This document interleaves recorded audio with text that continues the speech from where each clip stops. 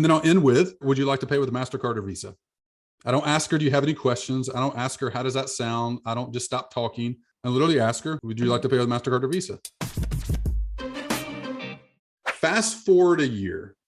What's changed with your business and with your life so much so that the progress would blow you away and you would be totally happy? Like, what is that? My goal of that question, the objective of that question, is for me to be able to say back to her exactly what she wants in a more clear and a more compelling way than she told me. Meaning, as she's talking, I'm prodding in, I'm asking follow-up questions. I'm asking 5 to 10 follow-up questions to understand literally what it is that Heather wants. This question gets her to articulate to me what her goal is. So I will spend up to 30 minutes just on that question. And then once I feel confident, I can repeat back to her what it is that she wants. I'll move on to the second question. What's standing in your way or holding you back from that now? Like, what are the main obstacles? Why won't you just inevitably get to that a year from now? So you generally will spend 3 to 5 minutes just asking questions about this. A technique that I'll use for this is called the 5 deep technique, where I'll ask them why up to 5 times. Like, I might say, what's standing in your way? She's like, well, I don't know. I've just hired these contractors to do, my lead generation, and they just kind of suck. Like, I tell them what to do and they just can't do the basics. And I'm like, okay, cool. By the way, key indicator that you haven't got the real obstacle yet is when they blame other people. So you want to ask them why and variations of why until they actually give a reason that's them. So that might sound like, well, it's the contractors. I'm like, oh, interesting. So like, what's going on there? She's like, well, like hiring, I've been hiring people off Upwork and I've tried these little freelance sites and they're just like, I don't know. I just don't feel confident in it. I'm like, oh, interesting. Okay. So if you could have whatever you wanted there, what would it be? I can get people results all day long. I believe in my product. But just generating demand for the product and then getting A quality people on the team, I'm just bad at that.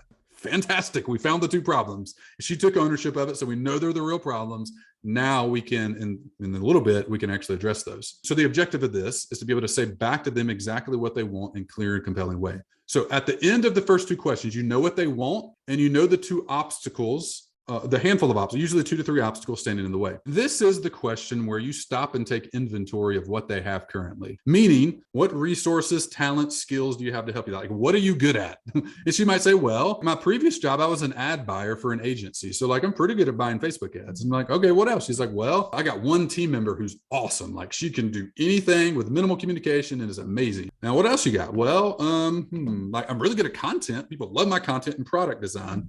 Like, the products I put out, people get results and rave about them. Like, great. Those are the 4 things we got. We got ad buying experience. We got this and this and this. I've taken inventory of what it is that Heather has that we might be able to use to take down the obstacles and reach the goal. Objective is to identify the things they already have at their disposal so we can use them to reach the goal. Okay, at this point, you're not going to go to question number 4. You now know what they want. You know the obstacles standing in their way, and you know the basic skills, resources, and tools they have and they're proficient at that we could potentially use and arrange in a particular order to accomplish their goal. So at this point, you're going to stop and say back to them exactly in your words what they've said to you. You just summarize everything you've heard so far. What I've heard you say, what you've told me is that you want to grow the business by 4x over the next year because you want to have enough profit to be able to hire a couple key, really good people, not Upwork contractors in Bangladesh, but like really good people that are really good at what they're doing, that live pretty close to me, so that you and your husband, you can dial down your work hours to 10 hours and y'all can take that trip you've all just wanted to take. Is that right? You're like, yeah, that's it. And the reason you haven't got there yet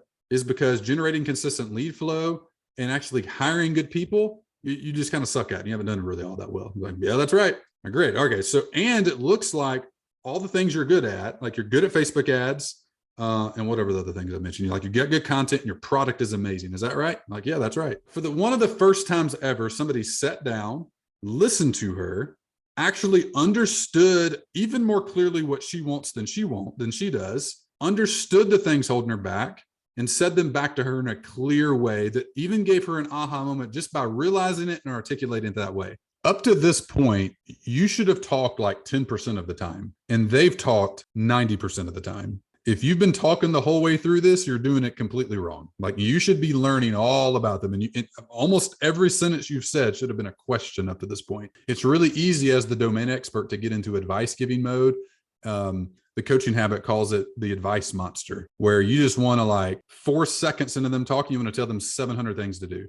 And honestly, you don't know what you're talking about yet. You don't know enough about them to tell them what to do yet. It's bad advice if you start talking now.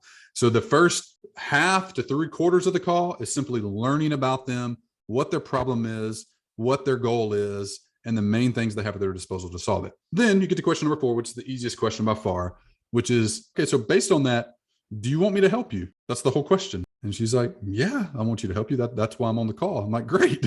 So fantastic. So the goal of that question is for them to say yes, which gives you permission to present your offer to them in a way that solves their problem. That gets you into the final part, which isn't a question, but it's just closing the deal. So this is how you close. 5 simple parts. Great. This is how it works. So my fee is $1,000 a month. Will accomplish your goal of 4xing revenue so that you can dial down your hours and go on that trip by using my ATM system. I would encourage all of you to boil down whatever the process is you do for your client to like 2 to 4 simple steps from a client perspective that makes sense. And then I'll end with, would you like to pay with a MasterCard or Visa? I don't ask her, do you have any questions? I don't ask her, how does that sound? I don't just stop talking. I literally ask her, would you like to pay with MasterCard or Visa? And either one or two things will happen. Either she'll say, I'd love to pay with MasterCard. Here you go. When do we start? Or most likely, she'll have an objection or a clarifying question of some sort. Money, time, or decision maker. I don't have enough money. Well, I need to talk to my spouse. Or it's not the right time to do it. So there's good best practices of how to walk through those things. That's the sales script.